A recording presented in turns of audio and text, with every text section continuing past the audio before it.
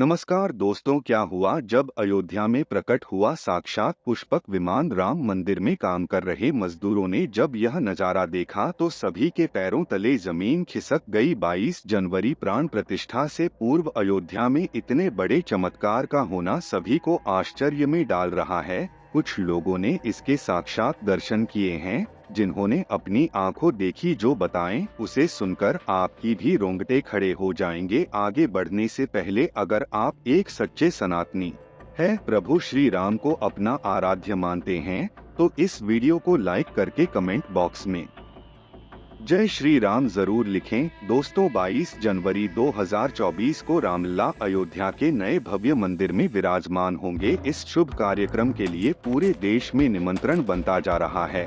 शहर से लेकर गांव तक घर घर अक्षत वितरण में बच्चों से लेकर बड़े तक सहयोग कर रहे हैं। यहाँ तक कि महिलाएं भी घर घर जाकर अक्षत और श्री राम की अयोध्या की फोटो वितरण कर रही है। अयोध्या में राम मंदिर में भगवान राम लाला की प्राण प्रतिष्ठा कार्यक्रम की तैयारियां तेजी से की जा रही है। इस कार्यक्रम को बेहद भव्य बनाने के लिए कोई कसर नहीं छोड़ी जा रही है।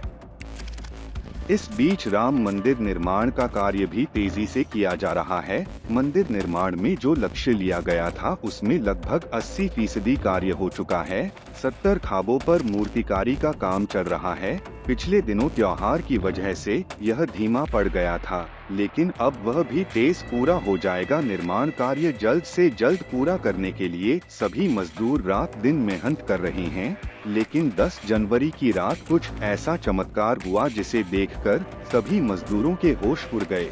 शिवरात्रि के समय सब मजदूर अपना काम निपटाकर तंबू में सो रहे थे। उसी समय अचानक से वहाँ कुछ हलचल महसूस हुई। इस नाम के एक मजदूर ने जब तंबू से बाहर झांक देखा तो उसे राम मंदिर के परिसर कुछ अजीब सी पीली चमकती हुई चीज दिखाई थी। उसने अपने साथियों को जगाना चाहा, लेकिन कोई भी उसके साथ नहीं आया। जब हिम्मत करके सुरेश जब राम मंदिर परिसर में पहुंचा तो वहां का नजारा बहुत चौंक आने वाला था, क्योंकि वहां पर उसे एक बहुत ही दिव्य चमत्कारिक विमान दिखाई दिया, जिसका आकार मोर के समान था, जो दिखने में काफी सुंदर और तेज से परिपूर्ण था, जो कि राम मंदिर परिसर में पिछले क्षेत्र में उतर रहा था।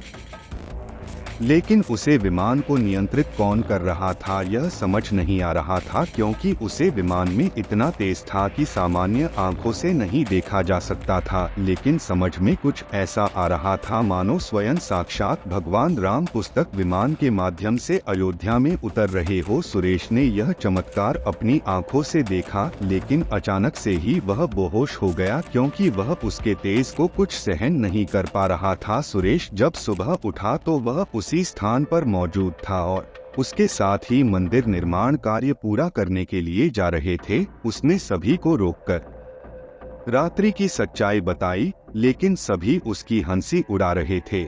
लेकिन सुरेश मन ही मन समझा चुका था कि प्रभु श्री राम अयोध्या आ चुके हैं। यह उसके लिए सौभाग्य था कि उसे इतना सुंदर दृश्य देखने को मिला, जहां शायद उसने साक्षात पुष्पक विमान के दर्शन किए थे।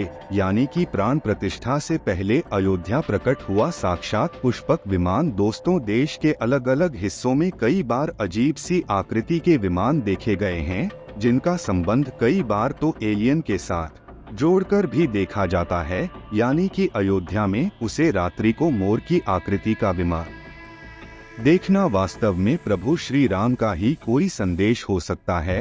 लेकिन क्या यह विमान सचमुच में पुष्पक विमान है? इसकी आखिर क्या गारंटी है? इसे समझने के लिए हमें पुष्पक विमान के रहस्य को अच्छे से जानना पड़ेगा। हमारे YouTube channel touch of science पर आप जिसे समझकर आपको यकीन होगा कि अयोध्या में पुष्पक विमान का प्रकट होना कलयुग का सबसे बड़ा चमत्कार है। रामायण पुष्पक विमान का जिक्र है, जो पहले कुबेर के पास था। इसके बाद रावण ने उसे अपने सौतेले भाई कुबेर से लंका समेत बलपूर्वक हथिया लिया था। फिर रावण इसी के जरिए कहीं भी आता जाता था। रावण को हराने के बाद यह विमान श्री राम के पास आ गया। वह जीत हासिल करने के बाद इसी विमान के कहीं जगह होते हुए अयोध्या पहुँचे थे। रावण ने इसी के जरिए पंचवटी आश्रम से सीता का हरण किया था और उन्हें उसे पर बिठाकर लंका ले गया था। कहा जाता है कि पुष्पक विमान आज के विमान की तरह था। पुष्पक विमान के जरिए रावण हवाई मार्ग से सफर किया करता था। रावण को मौत के घाट उतारने के बाद इस विमान के जरिए प्रभु श्री राम, माता सीता और लक्ष्मण लंका से अयोध्या लौटे थे। रामायण में जिस तरह से पुष्पक विमान का जिक्र मिलता है उसे तो यही लगता है कि यह आज के हवाई जहाज की तरह था, लेकिन तकनीक के मामले में मॉडर्न एरोप्लेन से कहीं आगे था। रामायण के सुंदरकांड के 7वें अध्याय में पुष्पक विमान के बारे में जानकारी मिलती है। पुष्पक विमान की आकृति मोर की तरह थी या अग्नि और वायु ऊर्जा से उड़ान भरता था। इसकी तकनीक इतनी उत्कृष्ट थी कि इसका आकार छोटा और बड़ा किया जा सकता था। कहा जाता है कि रावण अपनी पूरी सेवा को साथ लेकर इस विमान से उड़ान भर सकता था। पुष्पक विमान अपने चालक की इच्छा के अनुसार गति पकड़ता था। यह मन की गति से उड़ान भर सकता था। विमान में बैठने के लिए कई आसान बने थे। पौराणिक कथाओं के मुताबिक युद्ध के बाद भगवान श्री राम ने विमान का पूजन कर यह दिव्या विमान वापस कुबेर को सौंप दिया। कुबेर ने पुष्पक विमान को भेंट स्वरूप प्रभु श्री राम को दे दिया। इसके बाद इसी पुष्पक विमान से प्रभु श्री राम, माता सीता और लक्ष्मण अयोध्या पहुँचे। अब दोस्तों, कई हजारों सालों बाद एक बार फिर जब भव्य राम मंदिर का निर्माण हुआ है, प्रभु श्री राम अपने भाई लक्ष्मण और माता सीता के साथ एक बार फिर से अयोध्या धाम पहुंच रहे हैं, वह भी अपने इसी पुष्पक विमान पर, जिसका नजर वहां के मजदूर अपनी आंखों से देख चुके हैं। रामायण के प्रसंग में कहा गया है कि जब माता सीता को हरण करके रावण ले जा रहा था तो रास्ते में जटायु ने अपने चोंच से रावण को चोट पहुंचाई थी। उसे समय रावण पुष्पक विमान में ही मौजूद था। इसके बाद रावण ने तलवार से जटायु को लहूलुहान कर दिया था। जटायु घायल होकर जमीन पर गिर गए। जब सीता को खोजते हुए राम पेड़ पौधे और पक्षियों से पूछते जा रहे थे तो रास्ते में घायल जटायु से मुलाकात होती है। महाराणा सानिया पड़े जटायु ही राम को बताते हैं कि रावण सीता को हरण करके किस दिशा में गया है, लेकिन जब साक्षात प्रभु श्री राम पुष्पक विमान में अयोध्या आ चुके हैं तो भला उनके परम भक्त जटायु कैसे पीछे रह सकते हैं। अयोध्या में रामलाल की प्राण प्रतिष्ठा से पहले जनपद की सीमा में गिद्धों का झुंड दिखाई दिया है। स्थानीय लोग इसे गिद्धराज जटायु से जोड़कर देख रहे हैं। वह इस शुभ संकेत भी मान रहे हैं। मिल्कीपुर तहसील क्षेत्र के गांव धरौली में पिछले 10 से 12 दिनों से गिद्धों का झुंड वास कर रहा था। हालांकि उसे गांव से गिद्ध उड़ गए हैं, लेकिन अयोध्या की सीमा में यहाँ वहाँ दिखाई दे रहे हैं। गांव वालों का कहना है कि पिछले 20 वर्षों से हम लोगों ने इलाके में गिद्ध नहीं देखे। अब जब राम मंदिर बन रहा है तो इस गांव में लगभग 50 की संख्या में गिद्ध आकाश में दिखाई दे रहे हैं। उनमें से 10-12 गिद्ध गांव में ही सेमल के पेड़ पर वास कर रहे थे। गिद्धों के दिखने की घटना को ज्यादातर लोग राम से जोड़कर देख रहे हैं और शुभ संकेत भी मान रहे हैं।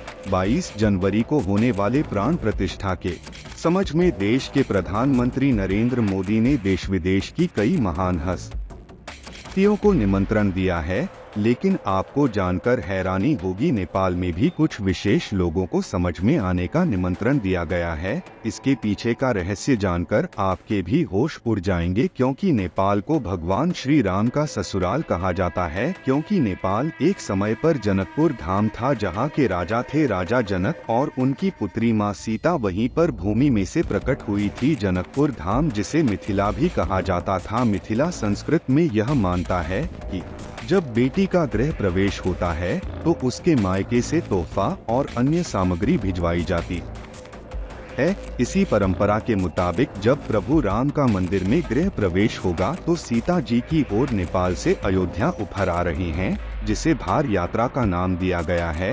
राम मंदिर की प्राण प्रतिष्ठा के लिए भगवान राम के ससुराल नेपाल के जनकपुर से कपड़े हैं। फल और मेवा के साथ साथ उपहार से सजे 11 थाल आने वाले हैं। इसमें आभूषण, बर्तन, कपड़े और मिठाइयों के अलावा हर भी आएगा, जिसमें 51 प्रकार की मिठाइयाँ, दही, मक्खन और चांदी के बर्तन शामिल उनके 22 जनवरी को प्राण प्रतिष्ठा समारोह होने वाला है। इसके लिए श्री राम जन्मभूमि तीर्थ क्षेत्र ट्रस्ट की तरफ से भगवान राम की ससुराल नेपाल के कई गणमान्य लोगों को निमंत्रण पत्र भेजे गए हैं। दोस्तों, आज हम राम मंदिर को बनते हुए देख रहे हैं। यह हमारा सौभाग्य है। नीचे कमेंट बॉक्स में जरूर दीजिएगा। कोई भी बात अच्छी लगी हो तो लाइक जरूर करें और हमेशा ऐसे सत्य चमत्कारी घटनाएं देखने के लिए हमारे चैनल टच ऑफ साइंस को सब्सक्राइब करके आप बेल आइकन को प्रेस कर ले। अभी के लिए आप सभी दर्शकों को जय श्री राम।